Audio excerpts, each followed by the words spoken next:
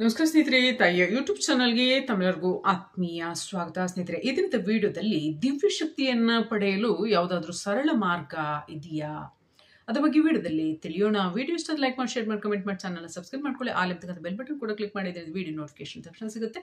ಹೊಸ ವಿಡಿಯೋಗಳನ್ನ ವೀಕ್ಷಿಸಬಹುದು. ಈಗ ಶಾರ್ಟ್ ವಿಡಿಯೋಗಳು ಕೂಡ ಬರ್ತಾ ಇದೆ, ಅವಶ್ಯವಾಗಿ ವೀಕ್ಷಿಸಿ. 3,500ಕ್ಕೂ ಮಿಗಿಲಾಗಿ ವಿಡಿಯೋಗಳು ಲಭ್ಯ ಇದೆ.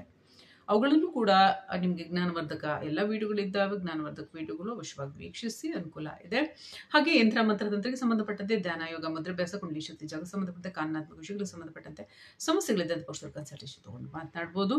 ಹಾಗೆ ನೆಗೆಟಿವಿಟಿ ರಿಮೂವ್ ದುಪ್ಪದ ಪೌಡರ್, ಲಕ್ಷ್ಮೀ ಕೃಪಾ ಪ್ರಾಪ್ತಿ ದುಪ್ಪದ ಪೌಡರ್, ಎರಡು ರೀತಿಯಾಗಿ ಆಯಿಲ್ ಕೂಡ ಲಭ್ಯ ಇದೆ. ಆತ್ಮ ಸಮಸ್ಯೆ, ವಾಮಚಾರ ಸಮಸ್ಯೆ ನಿವಾರಣೆಗೆ ಅವಶ್ಯವಾಗಿ ಅದರ ಪ್ರಯೋಜನ ಕೂಡ ಪಡೆಯಬಹುದು. 6364205078 ಇನ್ನುವರೆಗೆ ಕರೆ ಮಾಡಿ ಬುಕ್ ಮಾಡ್ಬೋದು. ಜಾತಕ ಪರಿಶೀಲನೆ, ಹಸ್ತ ಪರಿಶೀಲನೆ ಹಾಗೆ ಯಂತ್ರ ರಚನೆ ಕೂಡ ಮಾಡಿಸ್ಬೋದು. ಚಾರ್ಜಸ್ ಇರುತ್ತೆ. ಈಗ ವಿಡಿಯೋದ ವಿಚಾರದಲ್ಲಿ ಮುಂದುವರಿಯೋಣ. ದಿವ್ಯ ಶಕ್ತಿಯನ್ನ ಪಡಿಲಿಕ್ಕೆ ಸರಳ ಮಾರ್ಗ ಯಾವುದಾದ್ರೂ ಇದೆಯಾ? ಆ ರೀತಿಯಾದಂತಹ ಒಂದೆರಡು ಅಂಶಗಳನ್ನ ನಾವಿಲ್ಲಿ ನೋಡೋಣ. ಸಹಜ ಆಚರಣೆ ಅಂತ ಅನ್ಸಿದ್ರು ಕೂಡ ಅದರ ಅಂತರಾಳದಲ್ಲಿ ಸಾಕಷ್ಟು ಗಹನ ವಿಚಾರಗಳಿದೆ, ಅಂದ್ರೆ ಆಳವಾದಂತ ವಿಚಾರಧಾರೆಗಳಿದೆ. ದಿವ್ಯ ಶಕ್ತಿ ಅಂದ್ರೆ ಅದಕ್ಕೆ ತತ್ಸಮಾನವಾದಂತಹ ಅಂಶಗಳನ್ನು ನಾವು ಪರಿಗಣಿಸುವುದಾದರೆ ಶುದ್ಧತೆ, ಪರಿಪೂರ್ಣತೆ, ಪ್ರಕಾಶತೆ, ಶಾಂತಿ, ಶಕ್ತಿ, ಸಂಪೂರ್ಣ ಜ್ಞಾನ, ಈ ಎಲ್ಲ ಅಂಶಗಳನ್ನು ಹೊಂದಿದೆ. ಈ ಅಂಶಗಳಿಗೆ ಮನುಷ್ಯನ ಗುಣಲಕ್ಷಣಗಳು ನೈಜವಾಗಿ ಮ್ಯಾಚ್ ಆಗಬೇಕು. ದಿವ್ಯಶಕ್ತಿಯನ್ನು ಪಡ್ತಕ್ಕಂಥ ಸರಳ ವಿಧಾನ ಯಾವುದು? ಅವರ ಗುಣಸ್ವರೂಪ ಏನು? ಅವರ ಗುಣಸ್ವರೂಪಕ್ಕೆ ಅನುಗುಣವಾಗಿ ಯಾವೊಬ್ಬ ಮನುಷ್ಯರು ತನ್ನನ್ನು ತಾನು ರಚಿಸಿಕೊಳ್ಳುತ್ತಾರೋ ಆ ಸಂದರ್ಭದಲ್ಲಿ ಯಾವುದೇ ಸಕಾರಾತ್ಮಕ ಶಕ್ತಿಯನ್ನು ಹುಡುಕುವುದಾಗಲಿ, ದಿವ್ಯ ಶಕ್ತಿಯನ್ನು ಹುಡುಕುವುದಾಗಲಿ, ಧಾರ್ಮಿಕ ಶಕ್ತಿಯನ್ನು ಹುಡುಕುವುದಾಗಲಿ, ಧಾರ್ಮಿಕ ಶಕ್ತಿ ಅಂದ್ರೆ ಬೇರೆ, ದಿವ್ಯ ಶಕ್ತಿ ಅಂದ್ರೆ ಬೇರೆ, ಅವರಲ್ಲೂ ವಿಭಾಗ ಇದೆ. ದೈವ ಶಕ್ತಿಯನ್ನು ಹುಡುಕುವುದಾಗಲಿ ಅಗತ್ಯ ಇಲ್ಲ. ಯಾಕೆ? ಸೂರ್ಯದೇವ ನಭೋಮಂಡಲದಲ್ಲಿ ಪ್ರಕಾಶಿಸುವ ಸಮಯಕ್ಕೆ ಸಮಾನ ರೀತಿಯಾಗಿ ಬೆಳಕನ್ನ ಚೆಲ್ಲುತ್ತಾರೆ. ಹಾಗೆ ದಿವ್ಯ ಶಕ್ತಿಗಳು ಭೂಮಂಡಲದಲ್ಲಿ ಇರ್ತಕ್ಕಂತಹ ಸಮಸ್ತ ಜೀವನಾಡಿಗಳು ಅಂದ್ರೆ ಮನುಷ್ಯ, ಪ್ರಾಣಿ, ಪಕ್ಷಿ, ಜೀವ, ಜಂತು, ನೆರೆ, ತೊರೆ, ಹಳ್ಳ, ಕೊಳ್ಳ, ನೀರು, ಪಶು, ಪಕ್ಷಿ ಎಲ್ಲದರ ಮೇಲೂ ಕೂಡ ಅವರ ಗಮನ ಇದ್ದೇ ಇರುತ್ತೆ. ಎಲ್ಲದರ ಮೇಲೂ ಕೂಡ ಅವರ ಒಂದು ದೃಷ್ಟಿ ಎಂಬತಕ್ಕಂಥದ್ದಿರುತ್ತೆ. ಎಲ್ಲರನ್ನೂ ಕೂಡ ದೃಷ್ಟಿಸ್ತಕ್ಕಂಥದ್ದು ಕೂಡ ಇರುತ್ತೆ.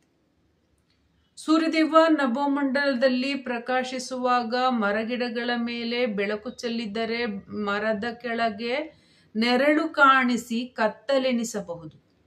ಮರಳುಗಾಡಿನಲ್ಲಿ ತತ್ಸಮಾನ ಸಮಯದಲ್ಲಿ ಬೆಳಕು ಚೆಲ್ಲಿದರೆ ಮರಳಿನಾದ್ಯಂತ ಬೆಳಕು ಕಾಣಿಸುತ್ತದೆ. ಹಾಗೆ ನೀರಿನ ಮೇಲೆ ಪ್ರಕಾಶಿತವಾದಾಗ ಸಮಾನ ರೀತಿಯಾದಂಥ ನೀರಿನ ಪ್ರಕಾಶತೆ ಕಾಣಿಸುತ್ತದೆ. ಹಾಗೆ ಮನೆಗಳ ಮೇಲೆ ಪ್ರಕಾಶತೆ ಬೀರುವಾಗ ಮನೆಯ ನೆರಳು ಹೆಚ್ಚಾದರೂ ಸರಿಯೇ, ಸ್ವಲ್ಪವಾದರೂ ಸರಿಯೇ ಇದ್ದೇ ಇರುತ್ತೆ. ಇದರರ್ಥ ಸೂರ್ಯದೇವನಲ್ಲಿ ತಾರತಮ್ಯವಿದೆ. ಸೂರ್ಯದೇವ ಒಂದು ಕಣ್ಣಿಗೆ ಸುಣ್ಣ, ಒಂದು ಕಣ್ಣಿಗೆ ಬೆಣ್ಣೆ ಹಾಕ್ತಾರೆ, ಆ ರೀತಿಯಾಗಿಲ್ಲ. ಸೂರ್ಯದೇವ ಸಮಾನವಾಗಿ ಪ್ರಕಾಶಿಸುತ್ತಿದ್ದಾರೆ. ಅಂದ್ರೆ ಆ ಬೆಳಕಿನ ಪ್ರತಿಫಲನ ಎಂಬತಕ್ಕಂಥದ್ದೇನಿದೆ ಅದು ಭೂಮಿಯ ಮೇಲೆ ಇರ್ತಕ್ಕಂತಹ ಮರಗಿಡಗಳಲ್ಲಿ ಪ್ರತಿಫಲನ ಬದಲಾವಣೆಯನ್ನ ಹೊಂದಿ ಕಲ್ಲು, ಮರಳು, ನೀರು ಇಂತಹ ಅಂಶಗಳ ಮೇಲೆ ಸಮಾನ ರೀತಿಯಾಗಿ ರೂಪಗಳನುಸಾರವಾಗಿ, ಹಾಗೆ ಮನುಷ್ಯರ ಮೇಲೂ ಕೂಡ ಸಮಾನ ರೀತಿಯಾದಂಥ ಬೆಳಕು ಬಿದ್ದಂಥ ಪಕ್ಷದಲ್ಲಿ ನೆರಳು ಬದಲಾವಣೆಯಾಗಿ ಕಾಣುತ್ತೆ. ನೆರಳಿನಲ್ಲಿ ಬದಲಾವಣೆಯಾದ ಮಾತ್ರಕ್ಕೆ ಸೂರ್ಯದೇವನ ಪ್ರಕಾಶ ಭಿನ್ನ ಭಿನ್ನ ರೀತಿಯಾಗಿ ಲಭ್ಯವಾಗ್ತಾ ಇದೆ ಎಂದು ಪರಿಗಣಿಸಲಾಗದು. ಏಕೆಂದ್ರೆ ಸಮಾನ ರೀತಿಯಾಗಿ ಸೂರ್ಯದೇವ ಪ್ರಕಾಶಿಸುತ್ತಿದೆ. ಅದೇ ರೀತಿಯಾಗಿ ದಿವ್ಯ ಶಕ್ತಿಗಳ ದೃಷ್ಟಿ ಜಗತ್ತಿನಲ್ಲಿ ಯಾರು ಇರ್ತಕ್ಕಂತಹ ಸ್ವಯಂಕೃತ, ತನ್ನನ್ನೇ ತಾನು ಆಳ್ಕೋತೇನೆ, ತನ್ನನ್ನೇ ತಾನು ನಡ್ಸ್ಕೋತೇನೆ, ತನ್ನನ್ನೇ ತಾನು ಬದುಕಿಸ್ಕೋತೇನೆ, ಈ ರೀತಿಯಾಗಿ ಯಾರು ಅನ್ಲಿಕ್ಕಾಗಲ್ಲ.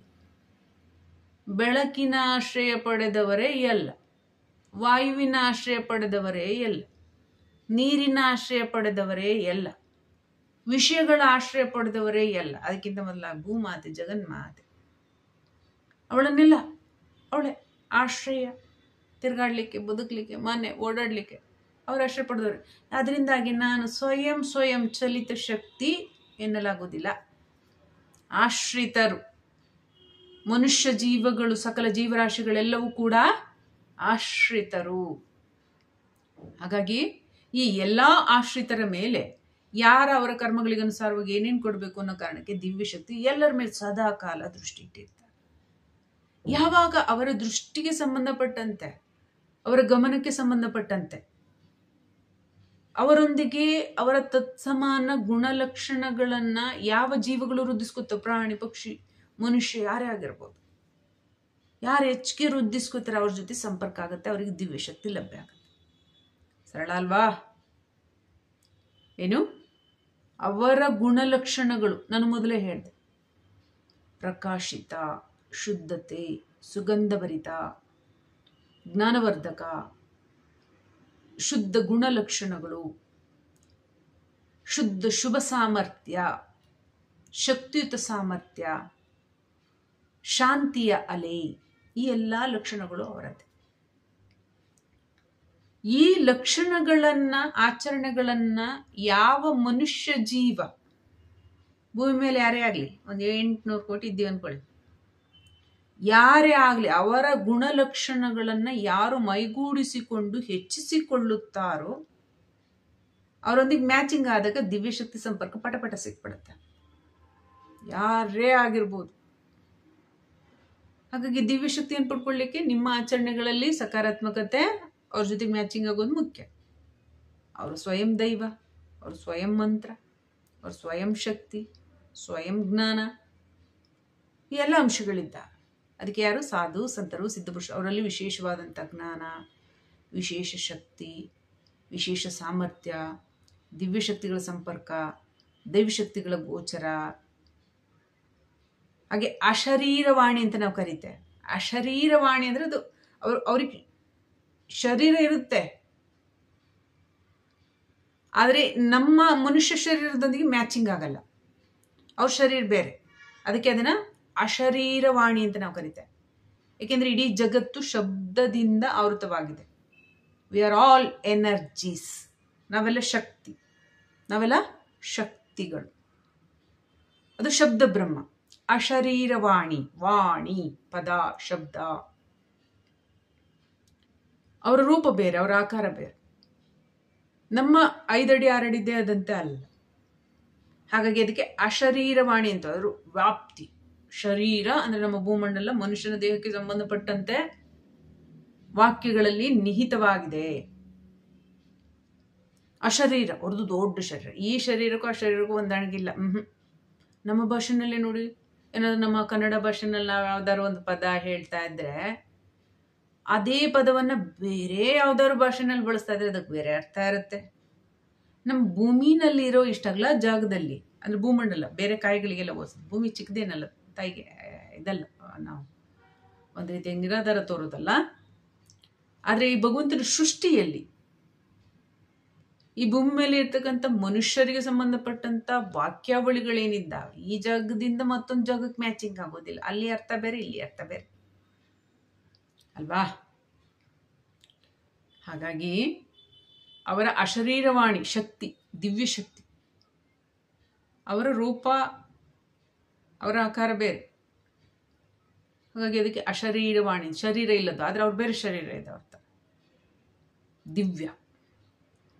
ಹಾಗಾಗಿ ಯಾರೇ ಆಗಲಿ ಸಕಾರಾತ್ಮಕ ಆಚರಣೆಗಳನ್ನು ನೀವು ಮಾಡ್ಕೋತಾ ಇದ್ರೆ, ಪ್ರತಿದಿನ ದೈವದ ಸ್ಮರಣೆ, ಪ್ರತಿದಿನ ಜ್ಞಾನದ ಹೆಚ್ಚಳ, ಸಕಾರಾತ್ಮಕ ಸಾತ್ವಿಕ ಆಹಾರ ಸೇವನೆ, ಯಮ ನಿಯಮಾದಿಗಳ ಜೊತೆಗೆ ಅಶುದ್ಧ ಕರ್ಮಗಳನ್ನು ಮಾಡದೇ ಇರ್ತಕ್ಕಂಥದ್ದು, ಜೀವದ ಪ್ರಗತಿಗೆ, ಆತ್ಮದ ಪ್ರಗತಿಗೆ ಕಾರ್ಯವನ್ನು ಮಾಡ್ತಕ್ಕಂಥದ್ದು, ಜೀವನವನ್ನ ಸದುದ್ದೇಶದಿಂದ ನಡೆಸ್ತಕ್ಕಂಥದ್ದು, ಇಚ್ಛೆಗಳ ಸಹಿತವಾದರೂ ಕೂಡ ಇಚ್ಛೆಗಳಲ್ಲಿ ಮೋಹವನ್ನ ಇರಿಸಿಕೊಳ್ಳದೆ ಬದುಕ್ತಕ್ಕಂಥದ್ದು, ಈ ರೀತಿಯಾದಂಥ ಗುಣಲಕ್ಷಣಗಳನ್ನ ಮೈಗೂಡಿಸಿಕೊಂಡು ನಿಮ್ಮಿಷ್ಟದ ದೈವಶಕ್ತಿಯನ್ನ ಗುರುವನ್ನಾಗಿ ಮಾಡಿಕೊಂಡು ನೀವು ನಿರಂತರ ಆಚರಣೆಯನ್ನ ನೀವು ಮಾಡೋದ್ರಿಂದ ಸುರಕ್ಷಾ ಕವಚ ಎಂಬತಕ್ಕಂಥದ್ದು ಅವಶ್ಯವಾಗಿ ಭಗವಂತನಲ್ಲಿ ಪ್ರಾರ್ಥನೆ ಮಾಡಿ. ನಿಮ್ಮ ದೇಹಕ್ಕೆ, ಮನಸ್ಸಿಗೆ, ಬುದ್ಧಿಗೆ, ಜೀವನಕ್ಕೆ, ಮನೆಗೆ, ನೀವು ವಾಸಿಸುವ ಮನೆಗೆ, ಕಾರ್ಯಗಳಿಗೆ ರಕ್ಷಣೆಯನ್ನು ಪಡ್ಕೊಳ್ಳಿ. ನಂತರದಲ್ಲಿ ದೈವಿಕ ಆಚರಣೆಯನ್ನು ಮಾಡಿದ್ರೆ ಅದು ದಿನ ಕಳೆದಂತೆ ಅವ್ರ ಜೊತೆಗೆ ನೀವು ಮ್ಯಾಚಿಂಗ್ ಆಗಿಬಿಡ್ತೀರ. ಆಗ ನಿಮ್ಮ ಸಂಪರ್ಕಕ್ಕೆ ಬಂದೇ ಬರ್ತಾರೆ. ಎಲ್ಲಿ ಮೇನ್ ಹೈವೇ ರೋಡ್ಗಳಿದ್ದಾವೆ ಅಲ್ಲೇನು ಹೆಚ್ಚಿಗೆ ರೋಡ್ಗಳಿಗೆ ಅಡೆತಡೆ ಆಗುತ್ತೆ ಆ ರೀತಿಯಾಗಿಲ್ಲ. ಮೇನ್ ರೋಡ್ಗಳು ಅನಾಯಾಸವಾಗಿ ಪ್ರಯಾಣ ಬೆಳೆಸ್ಬೋದು. ಅದೇ ಹಳ್ಳಿಗಳ ರೋಡ್ ಆದರೆ ಅಥವಾ ಯಾವುದೋ ಒಂದು ಸಿಟಿನಲ್ಲಿ ಗಲ್ಲಿಗಳ ಆದರೆ ಅಲ್ಲಿ ರೋಡ್ಗಳು ಸರಿ ಇಲ್ಲ ಅಂದರೆ ಏನು ಮಾಡೋದು? ಕಷ್ಟ ಅಲ್ವಾ, ವೆಹಿಕಲ್ ಹೋಗೋದಕ್ಕೆ ಮಾಡಿ. ಹಾಗೆ ಮನುಷ್ಯ ತನ್ನನ್ನು ತಾನು ಶುದ್ಧೀಕರಣ ಮಾಡ್ಕೊಳ್ಳೋದ್ರ ಜೊತೆಗೆ ಅವ್ರ ಜೊತೆ ಮ್ಯಾಚಿಂಗ್ ಆದರೆ ಅವ್ರ ಕಾಂಟ್ಯಾಕ್ಟಿವಿಗೆ ಈ ರೋಡ್ ವ್ಯವಸ್ಥೆ, ಸಂಪರ್ಕದ ವ್ಯವಸ್ಥೆ ತುಂಬ ಚೆನ್ನಾಗಿರುತ್ತೆ, ಅಡ್ಡಿ ಆಗೋದಿಲ್ಲ. ಈಗ ನೀವು ದೈವಶಕ್ತಿಯ ಕೃಪೆಗೆ ಸದಾ ಪಾತ್ರರಿರ್ತೀರ. ಆದರೆ ಅದು ಗೋಚರಕ್ಕೆ ಬರಬೇಕಂದ್ರೆ ಅವರ ಗುಣಲಕ್ಷಣಗಳಿಗೆ ನೀವು ಮ್ಯಾಚಿಂಗ್ ಆಗಬೇಕು. ಅದಕ್ಕೆ ಆಚರಣೆಗಳನ್ನು ನಾನು ಈ ವಿಡಿಯೋದಲ್ಲಿ ಹೇಳಿದ್ದೆ. ಈ ಆಚರಣೆಗಳನ್ನು ಮಾಡೋದ್ರ ಜೊತೆಗೆ ಅವರೊಂದಿಗೆ ನೀವು ಮ್ಯಾಚಿಂಗ್ ಆಗಬೇಕು. ಹಾಗಾಗಿ ಹುಡ್ಕೋ ಪ್ರಶ್ನೆ ಬರೋದಿಲ್ಲ. ಬೆಳಕು ಹೆಚ್ಚಾದಂತೆ ನಿಮ್ಮ ಮನೆಯಲ್ಲಿ ಕಿಟಕಿ 1 ಇಂಚ್ ತೆಗೀರಿ, ಒಂದು 15-20 ಇಂಚಿನ ಕಿಟಕಿಗಳಿದ್ದಾವೆ, 1 ಇಂಚ್ ತೆಗೀರಿ, ಸ್ವಲ್ಪ ಬೆಳಕು ಬಂತು, 2 ಇಂಚ್ ತೆಗೀರಿ, ಜಾಸ್ತಿ ಬೆಳಕು ಬಂತು, ಹೀಗೆ 5, 10 ಈ ರೀತಿಯಾಗಿ ಸ್ವಲ್ಪನೇ ತೆಗಿತಾರೆ, ಜಾಸ್ತಿ ಬೆಳಕು ಬಂದ್ಬಿಡುತ್ತೆ. ಆಗ ಬೆಳಕಿನ ಕೊರತೆ ಆಗೋದಿಲ್ಲ. ಹಾಗೆ ನಿಮ್ಮಲ್ಲೂ ನಿಮ್ಮ ಜೀವಪ್ರಕಾಶ, ಆತ್ಮಪ್ರಕಾಶವನ್ನು ಹೆಚ್ಚಿಸ್ಕೊಳ್ಳೋದ್ರಿಂದ ಅವ್ರ ಜೊತೆ ಮ್ಯಾಚಿಂಗ್ ಆಗುತ್ತೆ. ಆಗ ಸ್ವಲ್ಪನೇ ಇದಾದಾಗ ಕನೆಕ್ಟಿವಿಟಿ ಆಗಿಬಿಡುತ್ತೆ. ಅದು ಧ್ಯಾನದಲ್ಲಿ ಆಗುತ್ತೆ. ಇದು ಕೂಡ ಆಚರಣೆ ಮೂಲಕ ಪಡ್ಕೋಬೋದು. ಹೀಗೆ ದಿವ್ಯಶಕ್ತಿ ಸಂಪರ್ಕ ಎಲ್ರಿಗೂ ಇರುತ್ತೆ. ಆದರೆ ಅದರ ಜಾಗೃತ ಸ್ಥಿತಿಗೆ ತರ್ತಕ್ಕಂಥದ್ದು ನಿಮ್ಮ ಕೈಯಲ್ಲೇ ಇದೆ. ಹಾಗಾಗಿ ಯಾರೂ ಕೂಡ ನಿರಾಶರಾಗದಿರಿ. ನಿಮ್ಮ ಪ್ರಯತ್ನದಲ್ಲಿ ದೈವಿಕ ಅನುಗ್ರಹ ಕೃಪೆಗೆ ಪಾತ್ರರಾಗ್ಬೋದು. ಮುಂದಿನ ವಿಡಿಯೋದಲ್ಲಿ ಭೇಟಿಯಾಗೋಣ.